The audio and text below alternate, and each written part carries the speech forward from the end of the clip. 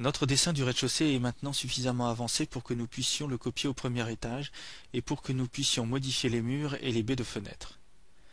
Mais nous ne voulons pas tout copier, c'est pourquoi nous allons commencer par filtrer les éléments de construction qui doivent être copiés. Pour cela, je me rends dans la palette Propriétés et je clique sur Filtrer pas à pas.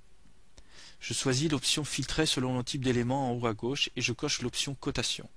Ces icônes dans la partie inférieure de la boîte de dialogue sont particulièrement importantes. Elles permettent respectivement de spécifier que le programme doit filtrer toutes les cotes ou qu'il doit filtrer tous les éléments sauf la cotation. Nous voulons tout sélectionner sauf les cotes, c'est pourquoi nous devons cliquer sur l'icône de droite. Dans la fenêtre suivante, je sélectionne Appliquer à tous les éléments, Nouveau filtre, et je trace ensuite un cadre autour de tous les éléments dessinés. Tous les éléments sauf les cotes sont maintenant sélectionnés. Nous cliquons ensuite sur Copier et nous ouvrons la structure du bâtiment. Nous y activons le calque 1100 et désactivons tous les autres calques. Nous utilisons ensuite la fonction Coller à la position initiale et l'étage est aussitôt copié vers le haut.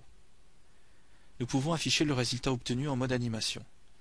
Certains éléments de construction, comme par exemple la partie ABC du séjour, ne sont pas corrects. Au cours du prochain chapitre, je vous montrerai comment modifier simplement et rapidement le nouvel étage.